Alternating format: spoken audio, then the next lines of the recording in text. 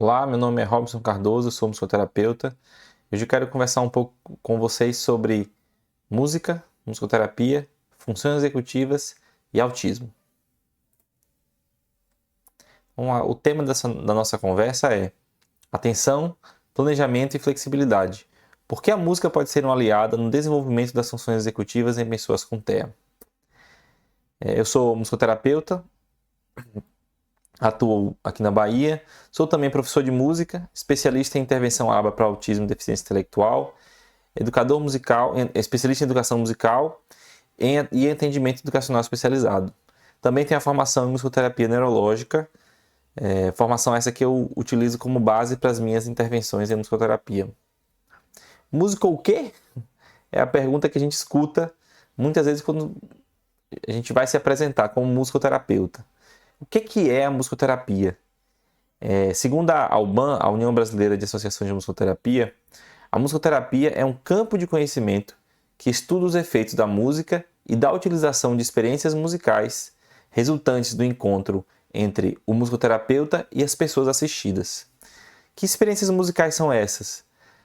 Tem um teórico chamado Kenneth Bruce que ele vai dizer que são 4 as principais experiências musicais. A audição, que em resumo é você ouvir uma música. A recriação, que é você tocar uma música que já existe. A composição, que é você produzir uma música nova, um produto final. E a improvisação, que é você fazer música de uma forma mais livre, sem o compromisso de finalizar aquilo numa composição específica. É uma produção musical que ela se perde no tempo, se não registrada em vídeo ou áudio, mas ela não tem o objetivo de produzir uma nova peça musical. E tem uma outra definição do Michael Taut que diz assim, que musicoterapia não é apenas tocar música, é o uso terapêutico da música e de seus elementos, som, ritmo, melodia, harmonia, por um musicoterapeuta qualificado dentro de uma relação terapêutica para atender às necessidades físicas, emocionais, cognitivas e sociais dos indivíduos. Aqui a gente tem alguns elementos bem interessantes. Uso terapêutico da música. Isso aqui está dizendo o seguinte, que a música é uma ferramenta terapêutica e a musicoterapia é uma disciplina terapêutica, tal qual psicologia, fonoaudiologia, nutrição, terapia ocupacional, fisioterapia, entre outras. A gente vai usar os elementos da música, um musicoterapeuta qualificado. Então, para a musicoterapia, não é um campo de conhecimento que pertence a alguma outra área, não é um apêndice de outra área, nem mesmo uma técnica que pode ser utilizada por profissionais de outra área. Isso é uma discussão assim interessante, mas a musicoterapia é um campo de conhecimento e de prática específico e o profissional habilitado para praticar a musicoterapia é o musicoterapeuta. Aqui no Brasil a gente tem uma formação específica para formar musicoterapeutas, mas isso muda em outros países, mas o principal existe uma formação específica para ser musicoterapeuta. E a musicoterapia é uma profissão, uma disciplina da área de saúde, da reabilitação específica. E aí, ele diz aqui, para atender as necessidades físicas, emocionais, cognitivas e sociais dos indivíduos. Isso aqui é interessante porque física, emocional, cognitiva e social é tudo, abarca praticamente tudo. Você pode se perguntar assim, poxa, que presunção essa da musicoterapia de querer lidar com tudo? E eu digo para vocês, não é uma presunção, é uma constatação de acordo com aquilo que a gente sabe ou aquilo que a gente conhece dos efeitos da música no ser humano. A música de fato toca e intervém em todas essas áreas. E o material principal de trabalho do musicoterapeuta, obviamente, é a música. Por isso a gente pode dizer que a musicoterapia pode atuar com responsabilidade em todos esses campos. E aqui a gente precisa diferenciar algo, né? A diferença entre educação musical e musicoterapia. A maioria das pessoas já teve contato com um professor de música, seja na escola, seja por ter feito aula de instrumento, seja por conhecer alguém que fez aula de instrumento, mas nem todo mundo conhece o musicoterapeuta, então é preciso diferenciar esses perfis que são confundidos às vezes. Na educação musical, os objetivos são pedagógicos. A ideia da educação musical é ensinar habilidades musicais. Por exemplo, eu posso ter como objetivo que meu aluno ele execute uma escala maior com precisão. ou que ele identifique acordes menores auditivamente. São objetivos estritamente musicais. A preocupação primeira do professor de música não é se essas habilidades musicais vão trazer ganhos em habilidades não musicais, na qualidade de vida dessa pessoa. Pode ser que traga, mas isso é um efeito colateral, isso é um efeito secundário. Não é o objetivo, essa não é a formação do educador musical, não é para isso que ele trabalha em primeiro lugar. Ele trabalha para que aquela pessoa consiga desenvolver habilidades musicais. Por isso, a avaliação vai ser uma avaliação musical, voltado para esses objetivos pedagógicos musicais, para esses objetivos de aprendizagem musical. E a formação do educador musical, do professor de música, é uma formação musical. Então, o professor de música, obviamente, ele tem que saber muito de música, tem que saber muito do instrumento que ele está ensinando, tem que saber muito de música de modo geral, mas também é uma formação pedagógica. Ele precisa saber, entender como as pessoas aprendem música, como as pessoas aprendem música, quais são as teorias que embasam esse pensamento sobre a aprendizagem musical, quais são os métodos e técnicas para poder ser mais eficiente em estar junto com o aluno nesse processo de aprendizagem. Por outro lado, o musicoterapeuta tem objetivos terapêuticos. Por exemplo, eu posso querer que meu paciente, meu cliente, ele melhore a coordenação motora fina. Ele aumente a compreensão dos sons da fala. E se você parar para reparar, esses objetivos não são muito diferentes dos objetivos, por exemplo, do psicomotricista, do fonoaudiólogo, do terapeuta ocupacional. Por quê? Porque tal qual essas outras disciplinas terapêuticas, o musicoterapeuta, ele tem objetivos que vão impactar na qualidade de vida e na vida prática da pessoa que é assistida pela musicoterapia. A diferença é que na musicoterapia a gente tem algo no meio que é a interação com a música. Então a gente traduz algo funcional para dentro de um contexto musical, mas o nosso objetivo é que aquilo saia do contexto musical e vá para a vida funcional daquele paciente, de modo que ele melhore sua qualidade de vida. Então o objetivo, ele já pensa nesse resultado final, nesse processo final.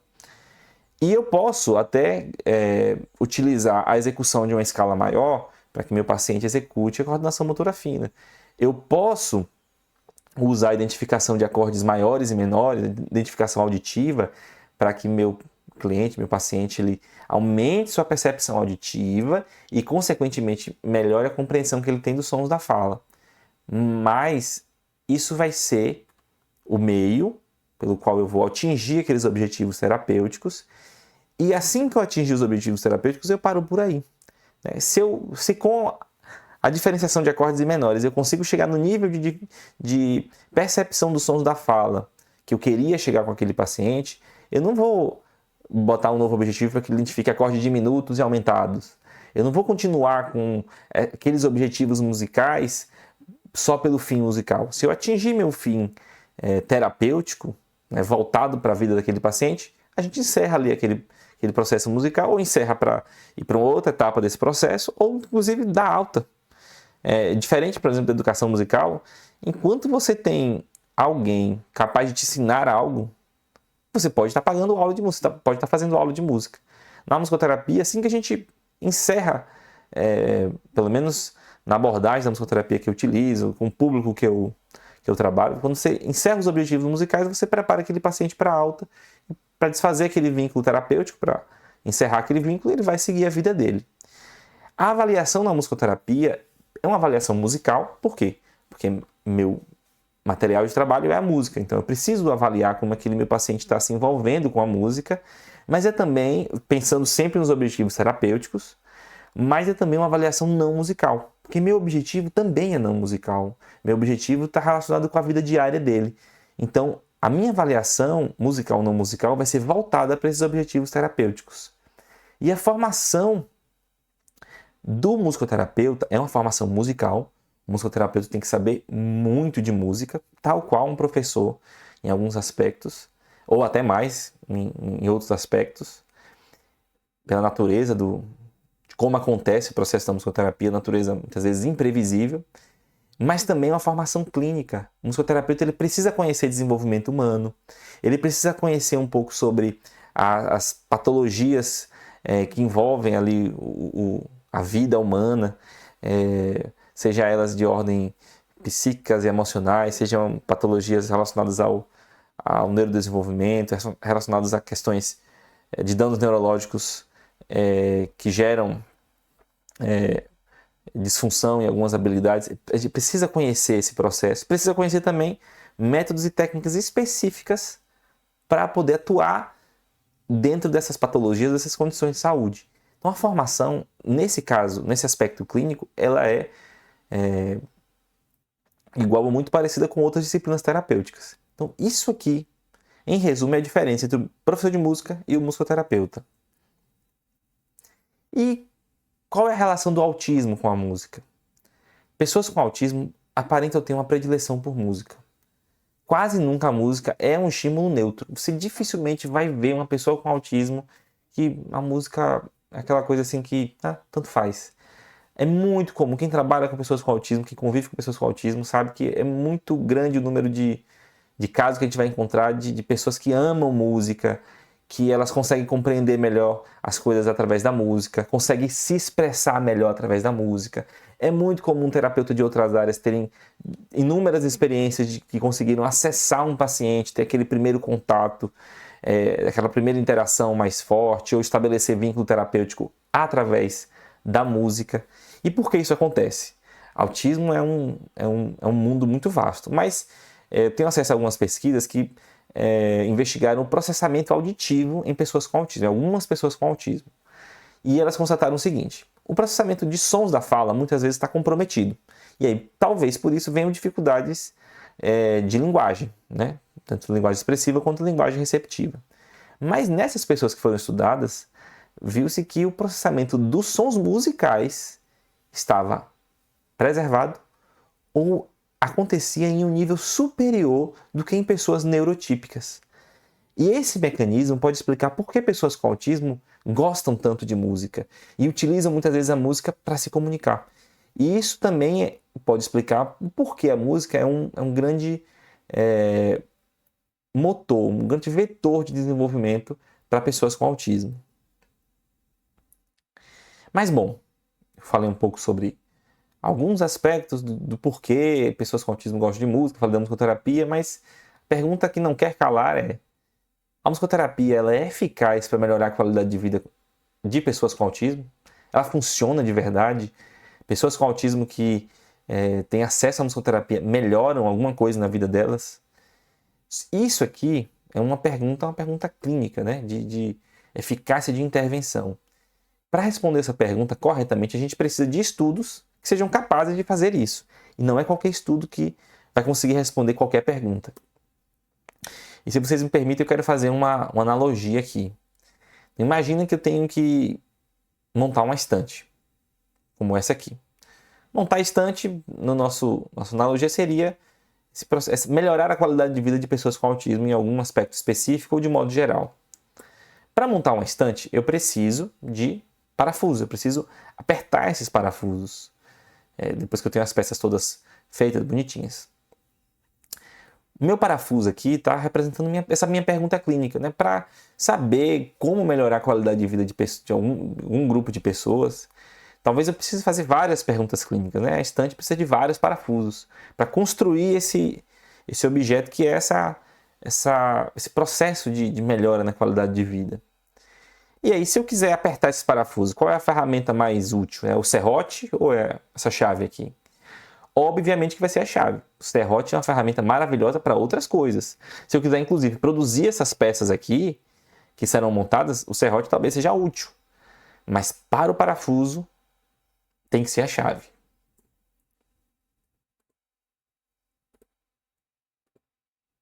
E aqui a gente tem a nossa relação, né? Para o parafuso, que é, como eu falei, a minha pergunta clínica, eu tenho a chave. O que é a chave aqui? A chave é um desenho de estudo específico. Um desenho de estudo que consegue, de forma adequada, responder essa minha pergunta clínica. Agora, e se eu tiver vários parafusos? Será que eu consigo montar, apertar um número grande de parafusos com a chave? O que eu estou querendo dizer com isso aqui? E se eu precisasse de várias perguntas clínicas, responder várias perguntas clínicas, ou fosse uma pergunta clínica muito complexa?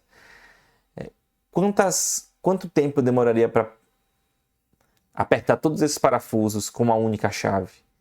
Eu já montei uma estante daquela na mão, com a chave, foi horrível. Isso aí demorou horas e eu fiquei com a mão calejada. Parecia uma tarefa fácil, mas não é uma tarefa fácil. E na verdade, isso aqui está emulando a realidade. Uma pergunta clínica dessa é extremamente complexa. Responder ela demanda muito esforço e muito tempo. Ter uma chave, ter um estudo, com um estudo dificilmente eu vou conseguir responder essa pergunta. Ele precisaria ser um super estudo.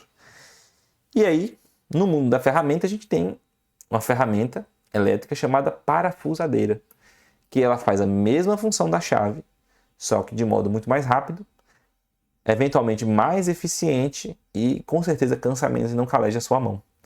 Com a parafusadeira eu consigo apertar vários parafusos num curto espaço de tempo.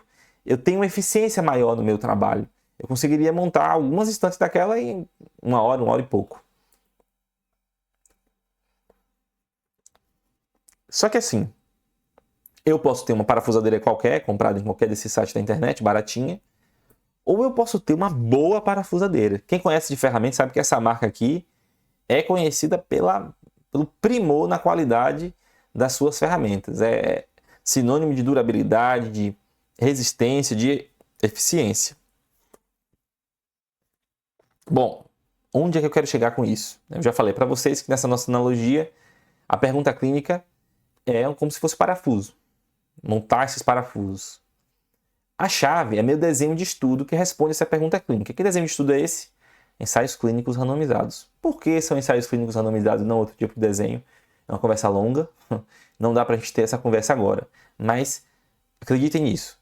Para uma pergunta clínica desse tipo, só ensaios clínicos randomizados conseguem respondê-la.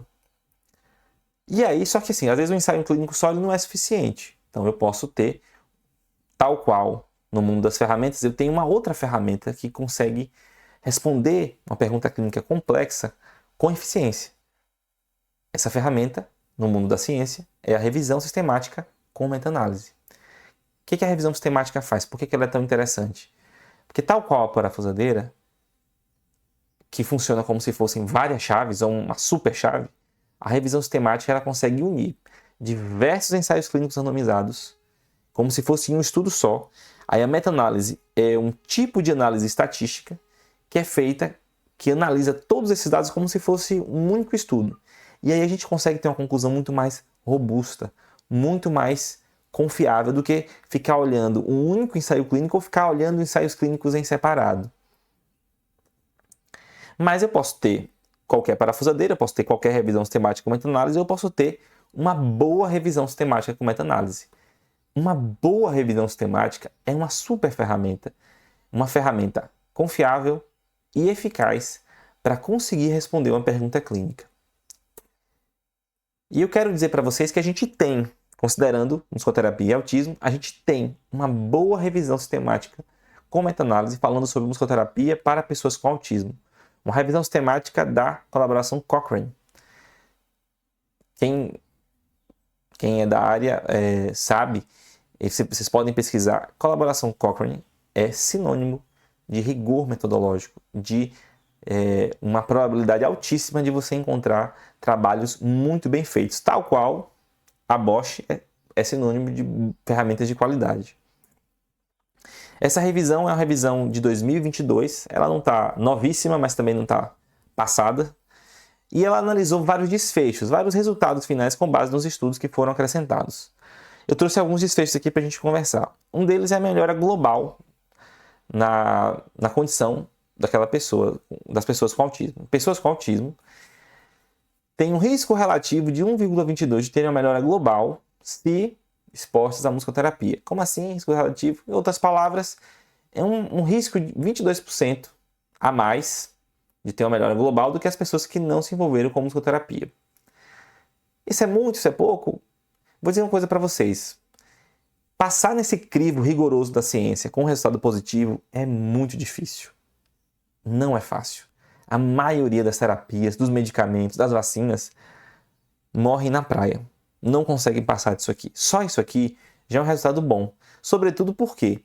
Porque a certeza que se tem disso é uma certeza moderada. O que é que significa certeza moderada? Significa que dificilmente novos estudos vão mudar completamente essa conclusão. Vão descobrir que não melhora, inclusive piora.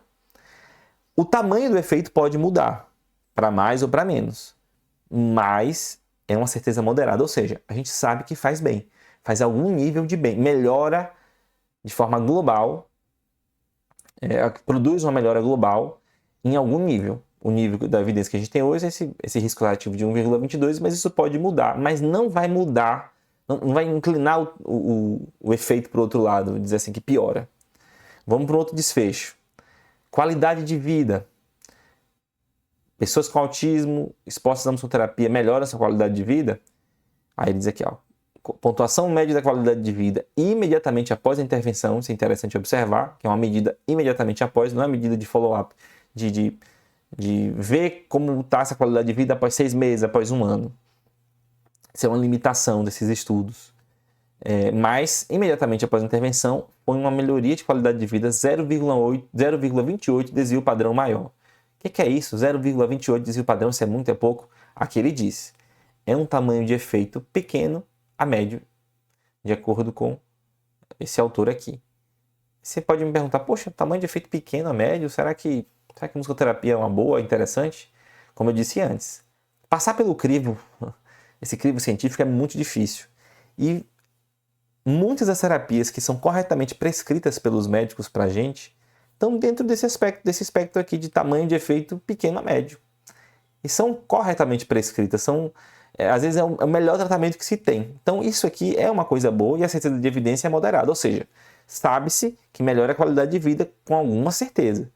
Novos estudos dificilmente vão mudar essa conclusão. Dificilmente, não é impossível que mude. É possível que esse tamanho de efeito aumente ou diminua, mas a direção desse efeito vai continuar o mesmo. Vamos ver um outro desfecho. Gravidade total dos sintomas. Qual é o tamanho do efeito? Também imediatamente após a intervenção, 0,83 desvio padrão menor. Então, pessoas com autismo inseridas na musicoterapia vão ter uma gravidade total dos sintomas, em média, mensurada, de 0,83 desvio padrão menor. Isso é muito, é pouco? Lembre-se que 0,28 era pequeno a médio. 0,33 é um tamanho de efeito grande. Isso aqui é muito bom. Poucas coisas, principalmente se tratando de autismo, têm um efeito grande. Qual é a certeza dessa evidência? A certeza moderada. Como eu disse, a direção do efeito dificilmente vai mudar. Esse efeito pode subir ou descer. Mas a gente sabe que diminui a gravidade total dos sintomas do autismo. E o que a gente sabe hoje é que é um tamanho de efeito grande, o que é excelente. E aí, para resumir, musicoterapia funciona, é comprovadamente eficaz para melhorar a qualidade de vida, ter uma melhora global dos sintomas, gravidade total dos sintomas em pessoas com autismo. E quem diz isso é o crivo da boa ciência. Mas e quanto às funções executivas, que são outro tema da nossa conversa? Funções executivas, elas funcionam como o maestro da orquestra. E quem colocou o maestro da orquestra cerebral? Quem fez essa analogia não fui eu, Foi o autor de onde eu tirei essa informação. Provavelmente não tem envolvimento com música. Mas essa analogia do maestro é muito interessante. É muito apropriada. Por quê? Porque o maestro ele é o gestor da orquestra. Não só na hora da apresentação, que ele dá as entradas, dá o início da música, o andamento das finalizações, mas o maestro tem um trabalho prévio de preparar a orquestra para aquele momento final. Então as funções executivas nos ajudam nesse processo de preparação para os nossos desafios da vida, das nossas atividades da vida diária, para os momentos decisivos da nossa vida. É um processo cognitivo de cima para baixo. Ele acontece aqui, córtex pré-frontal. Ele tem efeito em todo o nosso corpo, regulando todas as nossas ações. Elas orquestram nossos pensamentos e ações, permitem um comportamento direcionado a metas, o controle cognitivo e a autorregulação. As funções executivas podem ser divididas em 3 componentes principais. Primeiro, controle inibitório, que está relacionado ao que a gente chama de atenção seletiva e atenção sustentada, que é a capacidade de resistir ao impulso para permanecer na tarefa ou fazer o que é mais adequado, mesmo se isso for cansativo e desmotivador. Também a capacidade de resistir a estímulos distratores, a distrações, e de selecionar um estímulo principal dentre vários. É interessante que é esse mecanismo que eu utilizo para poder treinar as funções executivas, especificamente controle inibitório com a música. Essa capacidade de resistir a distrações e escolher um estímulo específico. Aí no caso das atividades que eu produzo, é um estímulo sonoro específico no meio de uma massa sonora diversa. Outro componente, memória de trabalho, corresponde à utilização de informações registradas na memória de longo prazo ou que estão disponíveis no ambiente para a realização de uma tarefa. É o componente que nos permite pegar informações que já registradas, associar com informações que eu estou recebendo em tempo real e utilizar isso tudo para realizar uma tarefa.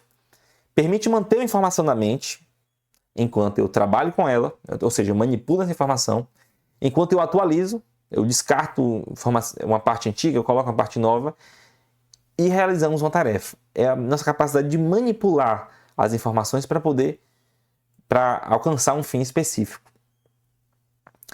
O terceiro componente é a alternância, que corresponde à capacidade de alternar entre 2 ou mais objetivos distintos.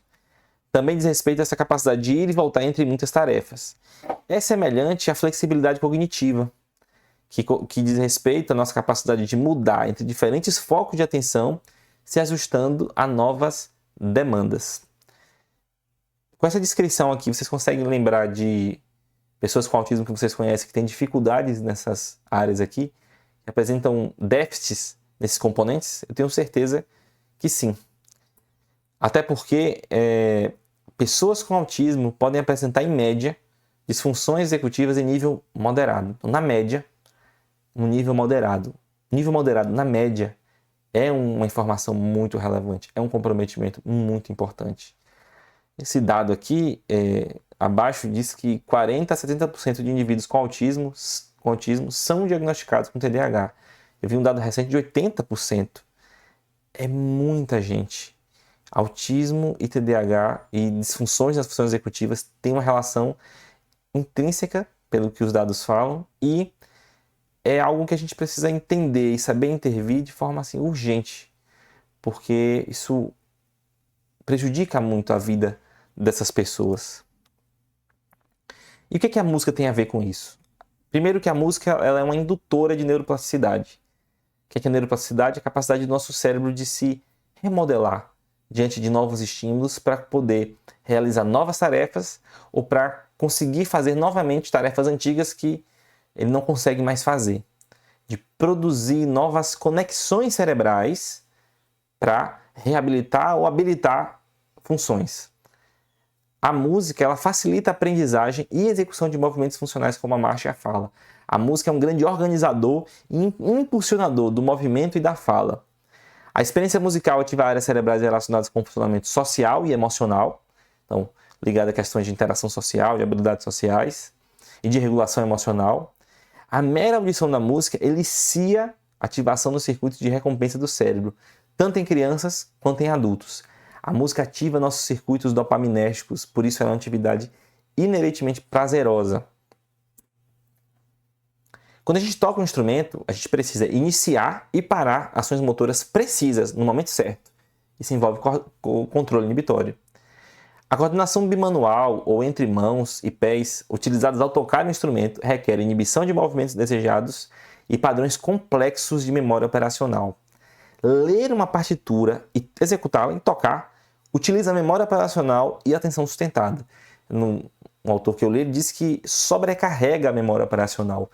Tão exigente é essa atividade, porque eu tenho que ler um trecho, aí eu decodifico aquele trecho que eu estou lendo ali, aí eu toco, só que eu tenho que tocar, no meio do que eu estou tocando, eu já tenho que levar meu olho para o trecho seguinte, ler, decodificar enquanto eu toco e já me preparar para tocar o trecho seguinte e assim por diante. É de fato uma atividade extremamente complexa, principalmente a leitura à primeira vista, quando você lê uma partitura que você nunca viu antes. Alternar entre diferentes partes de uma música e realizar variações demanda alta flexibilidade cognitiva. Isso é um ganho muito interessante quando a gente faz música em conjunto, porque o outro sempre traz um elemento novo. Alguém pode dizer assim, volta para o refrão, quando não era para voltar para o refrão, e aí você tem que refazer todo o seu caminho e voltar, ou vamos acabar, ou alguém propõe uma mudança, começa a mudar o andamento. Tudo isso envolve muita flexibilidade cognitiva e é muito comum acontecer quando a gente toca em conjunto. Monitorar o próprio desempenho de outros músicos ao tocar em conjunto envolve atenção dividida, memória operacional e controle inibitório. Essa intensa demanda cognitiva imposta pelas atividades musicais é o motor dos benefícios sobre funções executivas. Com tudo isso que eu disse para vocês podem pensar o seguinte: poxa, a música então é atividade muito exigente cognitivamente e exige muito, sobretudo de pessoas que têm disfunções e funções executivas.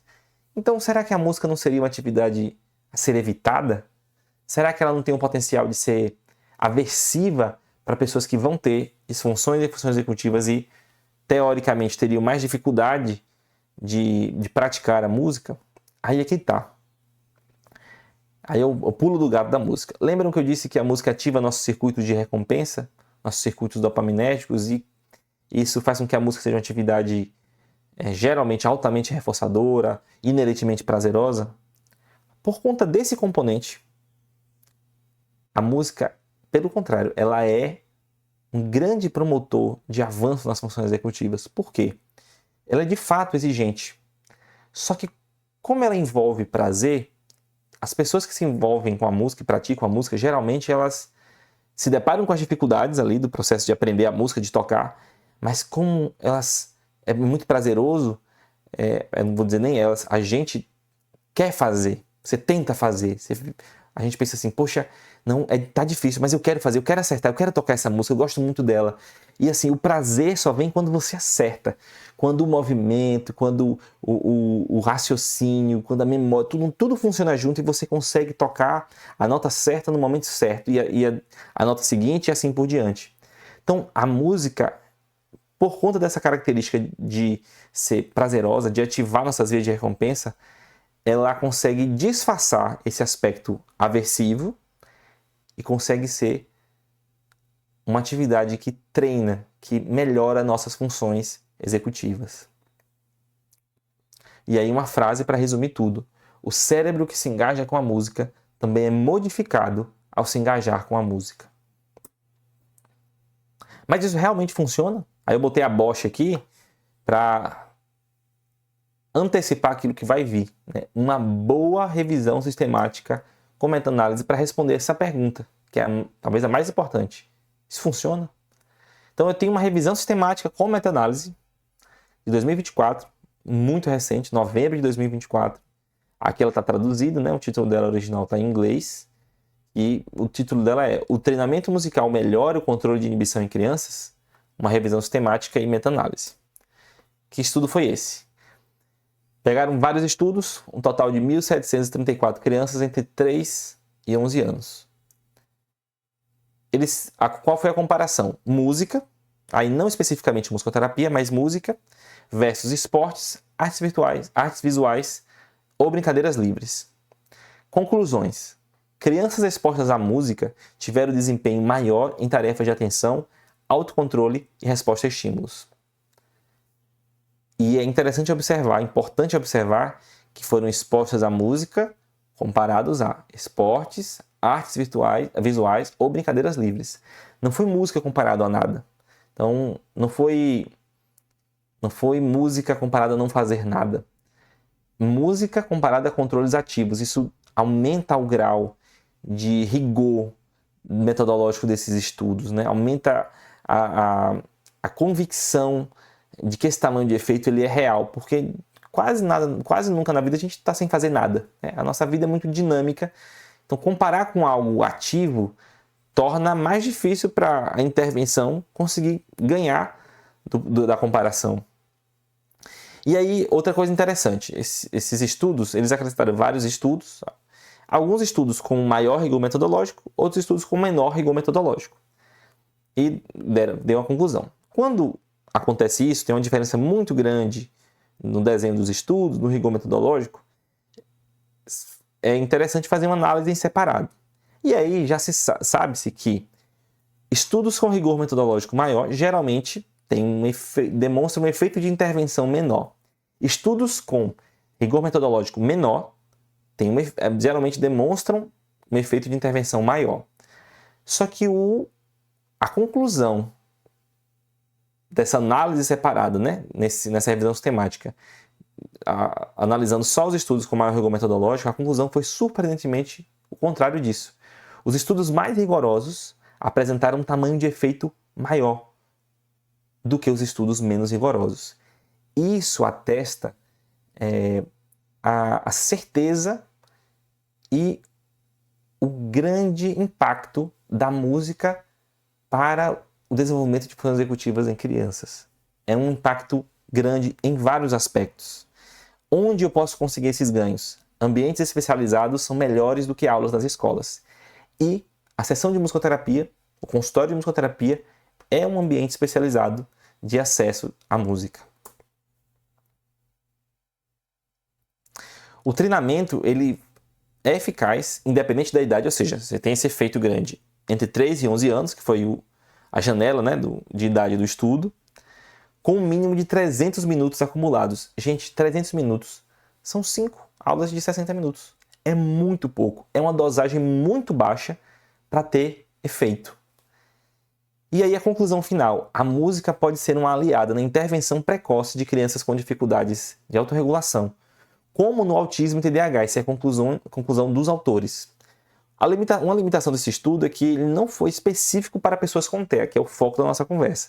Mas os autores mesmo concluem que ela pode ser interessante para crianças com autismo, por uma conclusão lógica. Não é uma certeza, é uma hipótese uma hipótese forte de que ela também vai funcionar com pessoas com autismo.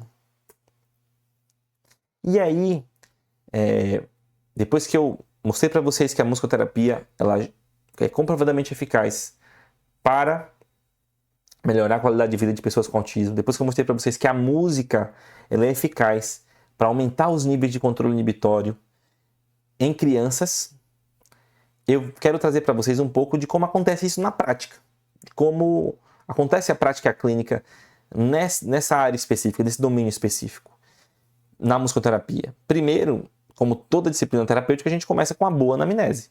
A gente vai sentar com os responsáveis ou com a criança, se ela tiver também com a criança, se ela tiver habilidades para isso, a gente vai perguntar, a gente vai ouvir aquela família sobre a história daquela criança e vai colher o máximo de informações possíveis. Uma anamnese detalhada conduz melhor o terapeuta no processo terapêutico. Depois disso, a gente vai fazer uma observação minuciosa ali naquelas primeiras sessões que são dedicadas ao estabelecimento de vínculo terapêutico. A gente vai observar os comportamentos dessa criança, observar como ela reage, observar, se possível, em ambientes externos à clínica, na escola, em casa, em parquinhos. Ter esse olhar, de certa forma, avaliador do terapeuta, vendo como a criança se comporta, como ela reage, quais são seus potenciais e dificuldades. Eu gosto de usar também avaliações padronizadas, específicas para esses domínios de funções executivas. Eu não uso essas avaliações, obviamente, para fazer diagnóstico de transtornos ou coisa do tipo, mas são avaliações que me dão parâmetros mais objetivos para comparar antes e depois da intervenção. E juntando todas as informações, aí eu vou modificando e conduzindo o processo terapêutico. Eu uso muito o teste de atenção por cancelamento, uso também o teste de trilhas, parte A e B, e o teste de trilhas para pré-escolares, para crianças menores de 5 anos para baixo. E aí, prática clínica. Eu disse que eu sou musicoterapeuta neurológico, essa abordagem que eu geralmente utilizo com meus pacientes. O que é a musicoterapia neurológica? É uma abordagem que utiliza fundamentos neurocientíficos na avaliação e intervenção em musicoterapia. Nela a gente vai ter 20 técnicas padronizadas, divididas nos domínios sensório-motor, cognitivo e fala em linguagem. O que importa para nós aqui é principalmente o domínio cognitivo. Uma das técnicas que eu utilizo é a MACT, Musical Attention Control Training, desculpa aí o inglês, que é o treinamento do controle da atenção musical. Nela a gente utiliza exercícios musicais estruturados, ativos e receptivos, ou seja, o paciente toca ou não, ele só escuta, através de gravações ou improvisações.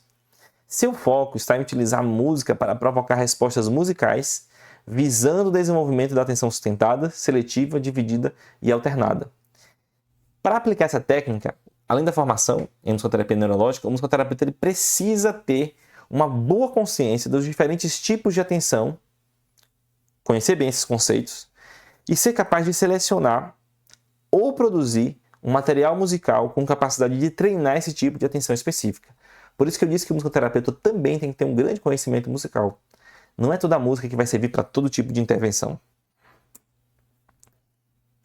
Tem também a Musical Executive Function Training, treinamento musical das funções executivas, que é uma técnica que visa fortalecer as habilidades de planejamento, tomada de decisão e resolução de problemas. Em configurações de grupo, ela também aborda questões relacionadas à iniciação e inibição social.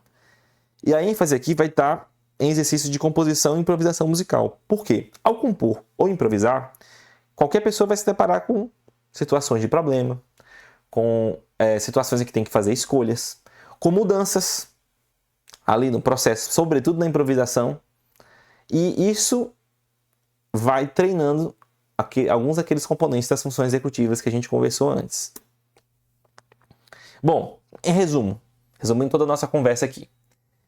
Primeiro, a musicoterapia é eficaz para melhorar a qualidade de vida e reduzir a gravidade dos sintomas no autismo. Por isso ela é indispensável. Indispensável. E quem diz isso não é um musicoterapeuta querendo vender o peixe. É o crivo da boa ciência. Estudos robustos e com alta qualidade metodológica. A música atua em todo o nosso cérebro e o modifica. E ela é uma ferramenta acessível e eficaz para estimular o desenvolvimento de funções executivas em pessoas neurotípicas ou neuroatípicas. Dever de casa, o que é que você deve levar para casa e praticar? 1. Se você é responsável por uma pessoa com TEA, não desista da musicoterapia. Eu sei que é complicado, o grupo de terapias para autismo já é muito grande, a carga de terapias muitas vezes é grande, e aí o custo é alto, né? E a musicoterapia é um serviço especializado, geralmente mais caro do que a educação musical.